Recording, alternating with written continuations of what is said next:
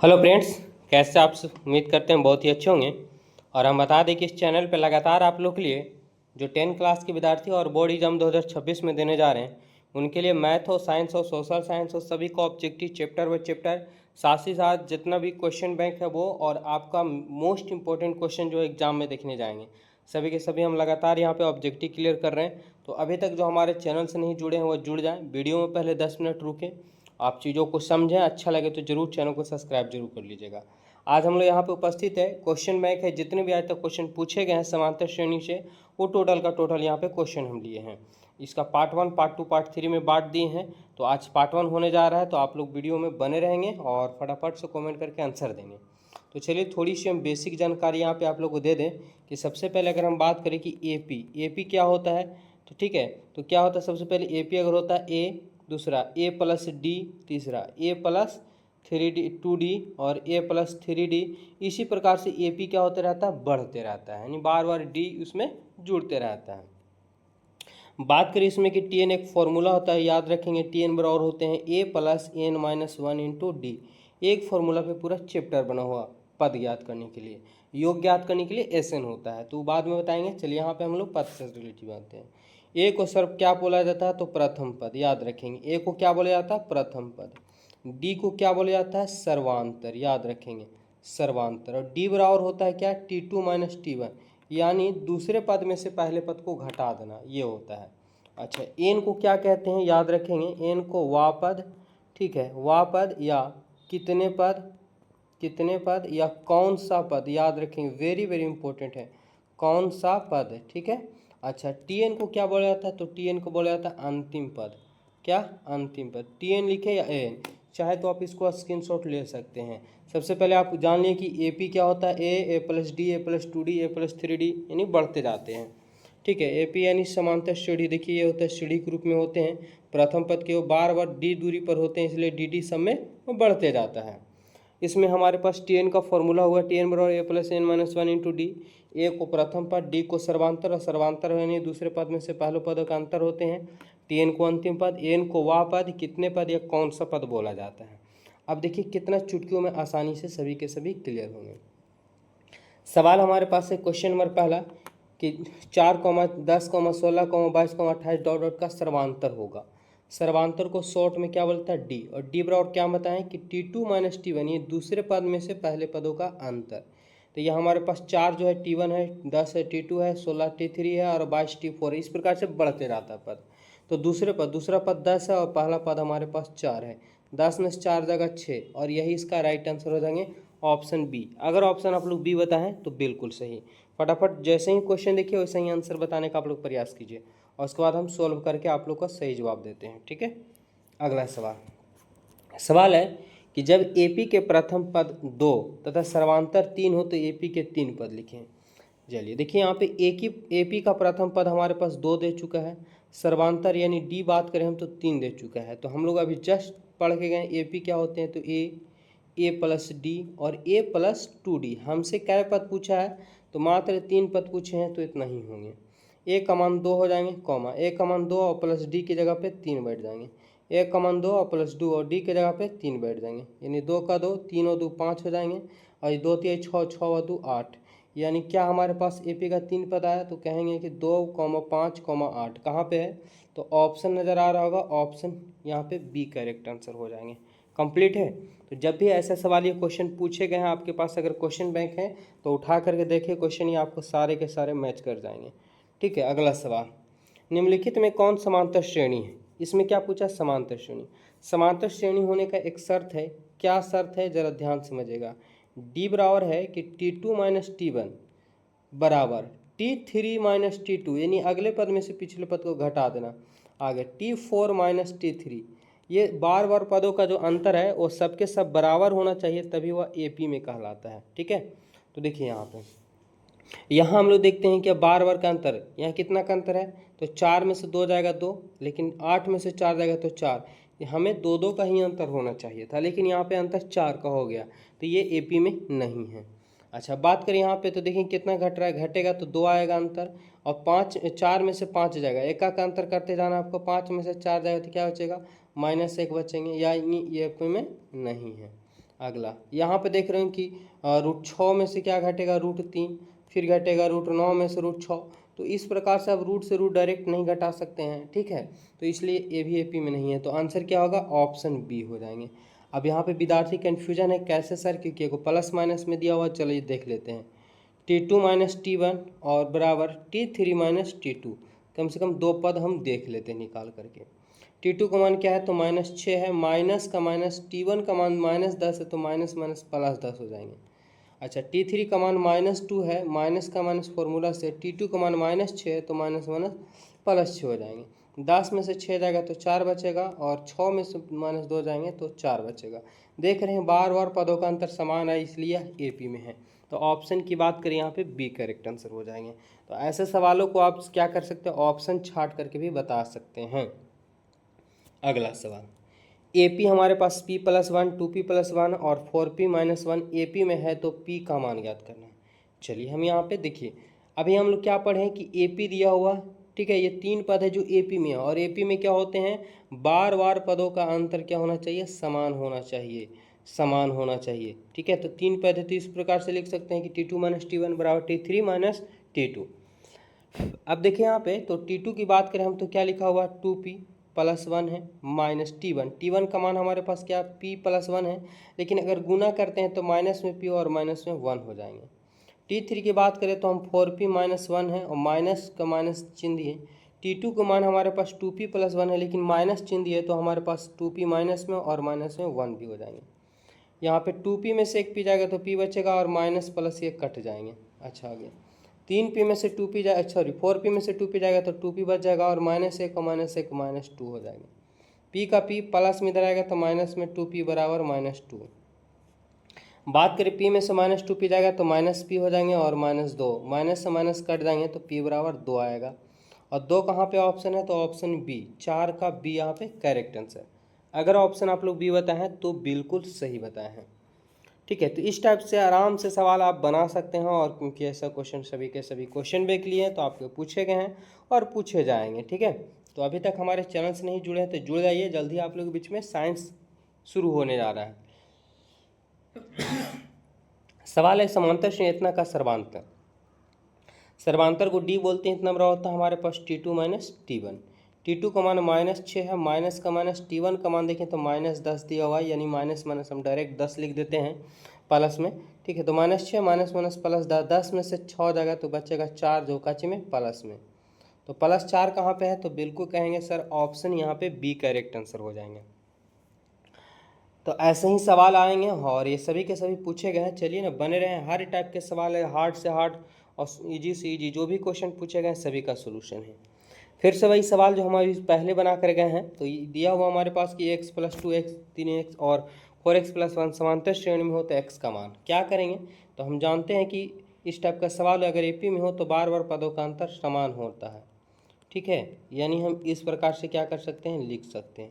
T2 का मान हमारे पास क्या है, तो 3x नज़र आ रहे होंगे।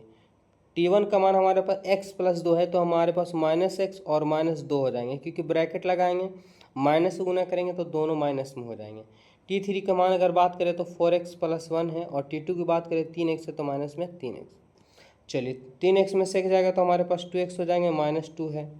अच्छा, 4x में से 3x जाएगा तो x हो जाएंगे, +1 हो जाएंगे। एक जात को एक सेट कर लेंगे, तो 2x प्लस में इधर आएगा तो माइनस में x, इधर एक का एक पहले से दिया हुआ हमारे पास, माइनस में 2 इधर गया तो हमारे पास प्लस में। 2x में से x जाएगा तो x हो जाएंगे, और 2 और 1 क्या हो जाएगा हमारे पास, तो 2 और 1 3 हो जाएंगे।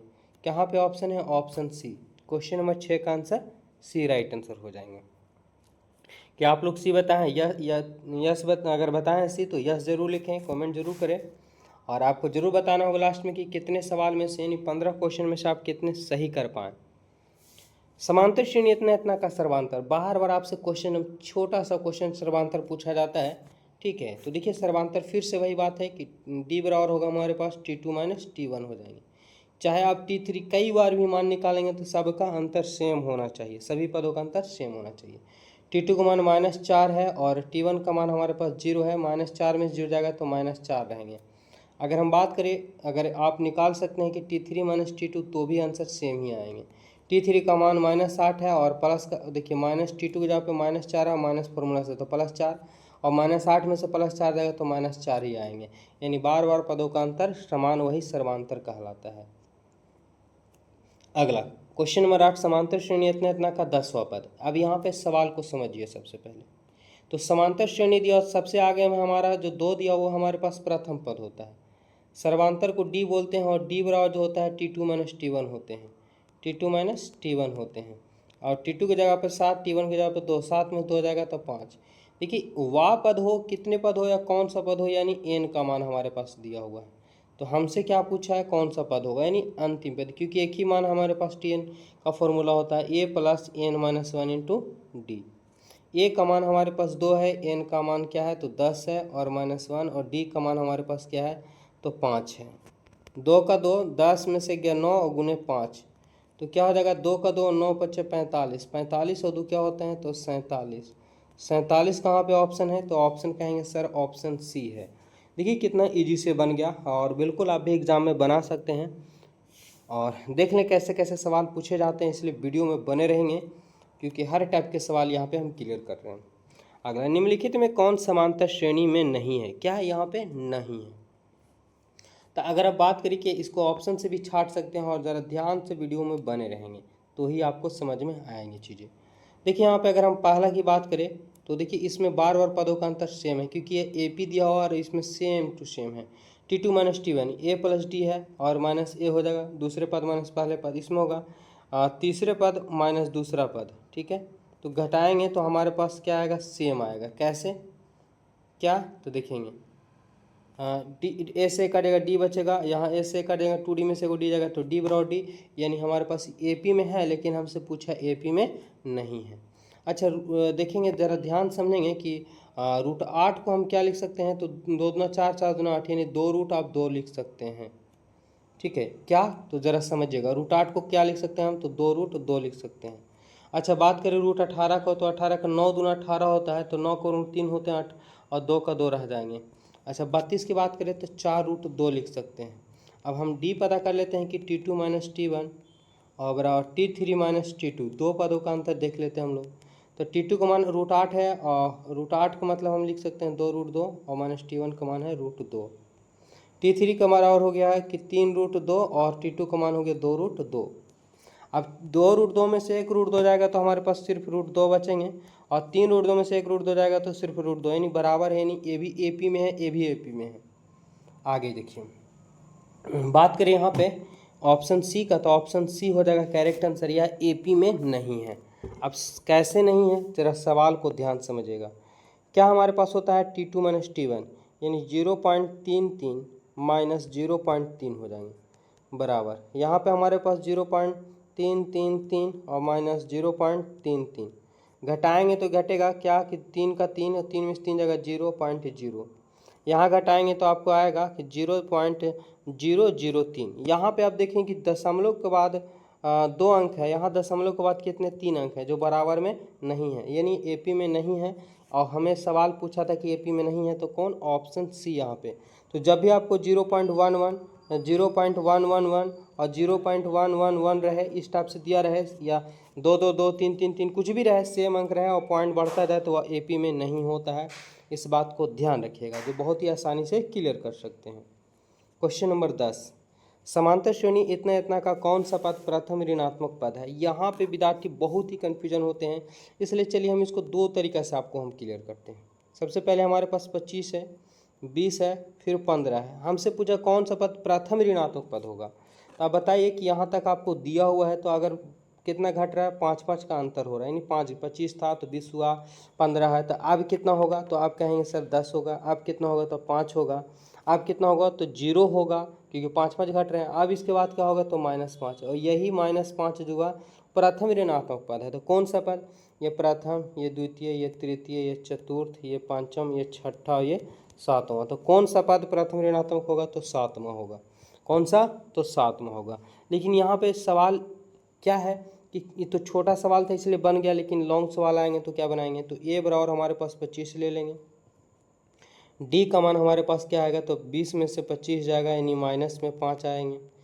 एन का मान हम क्या करते हैं कि जीरोवा पद निकालते हैं सबसे पहले, क्योंकि माइनस तो पद पता नहीं है, तो हम क्या निकालते हैं, जीरोवा पद निकालते हैं। तो देखेंगे टी एन बराबर क्या होंगे कि A plus N minus one into D.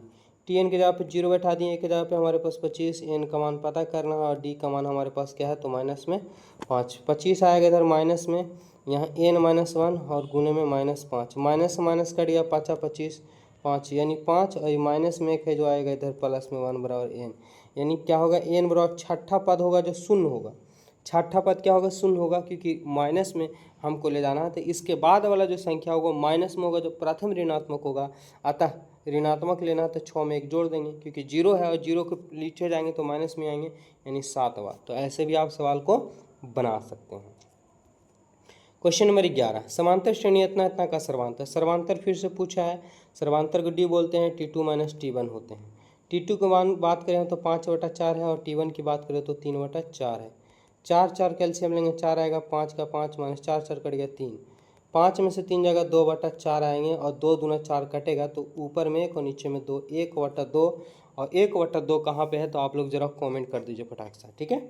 सवाल में ये था कि कौन सा पद समांतर श्रेणी में नहीं है, ठीक है, ये था, ध्यान समझेगा। समांतर श्रेणी में है, तो समांतर श्रेणी में ऑप्शन ए भी आ जा रहा है, और अगर बात करें कि 1 5 है, फिर हमारे पास 7 है। चलिए अगले सवाल की ओर आगे देखेंगे क्या दिया हुआ हमारे पास, कि निम्नलिखित में से कौन समांतर श्रेणी है, समांतर श्रेणी पूछा गया। तो देखिए यहाँ पे ये तो पहले ऑप्शन छट गया, क्योंकि सेम था और दशमलव बढ़ता जा रहा, तो ये नहीं होगा। अगर हम बात करें कि देखेंगे यहाँ पे, अगर हम बात करें ऑप्शन सी का, तो -16 और +10 हो जाएंगे। अच्छा, इसमें बात करें तो हमारे पास -2 और +16 हो जाएगा, घटा करके देखेंगे तो यहाँ -6 हो जाएगा, यहाँ पे 14 हो जाएगा प्लस, जो बराबर नहीं AP में नहीं होंगी, तो ये भी नहीं, ये भी नहीं है। और बात करें तो ये भी नहीं हो, क्योंकि 7 यहाँ पे 9 का स्क्वायर होगा, तो 9 9 81 और 49 घटाएंगे, ठीक है, 49 घटाएंगे, तो ये भी नहीं होगा। तो ऑप्शन की बात करें, ऑप्शन क्या होंगे, तो ऑप्शन बी हो जाएगा, क्योंकि हम बता चुके हैं √2 को √2 लिख सकते हैं, और √8 को हम लिख सकते हैं 2√2 लिख सकते हैं। अच्छा, √18 को हम लिख सकते हैं 3√2 लिख सकते हैं। तो अगर घटाएंगे अंतर तो सेम यहाँ पे √2 आएगा, इसको घटाएंगे तो √2 आएगा, यानी ये भी AP में ही है, ऑप्शन बी हो जाएंगे।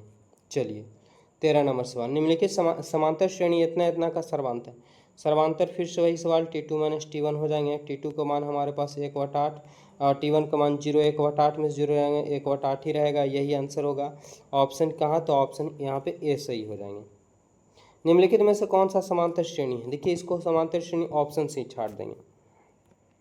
सबसे पहले ऑप्शन 3 तो नहीं होगा, क्योंकि दशमलव बढ़ रहे कि यहाँ पे अगर देखिए तो 15 क्या होगा, 15 में से 5 जाएगा तो 10 बचेंगे, 18 में से 15 जाएगा तो 3 बचेगा, इसका अंतर सेम नहीं है, इसलिए नहीं होगा।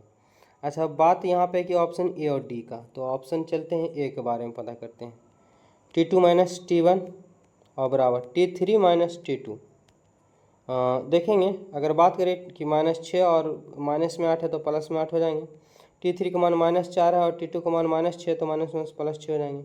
8 में से 6 जाएगा तो हमारे पास बचेगा 2, और 6 में से 4 जाएगा तो 2, यानी ये हमारे पास ऑप्शन ए हो जाएंगे, ठीक है, यानी ए भी नहीं होगा, ए भी नहीं होगा और ए भी नहीं होंगे। ऑप्शन यहाँ पे बात करें तो ऑप्शन ए राइट आंसर हो जाएंगे। 15 नंबर सवाल, यदि इतना इतना इतना समांतर श्रेणी में 3 क्रमागत पद हो तो ए का मान। बहुत ही सिंपल है, जब कोई भी संख्या 3 लगातार संख्याएं दी हो और पूछ देता हो AP में, तो आप जानते हैं कि AP में होंगे वही होंगे जिसका बतों का अंतर समान होता है। तो हमारे पास T2 का मान ए है और T1 का मान हमारे पास 2/3 है।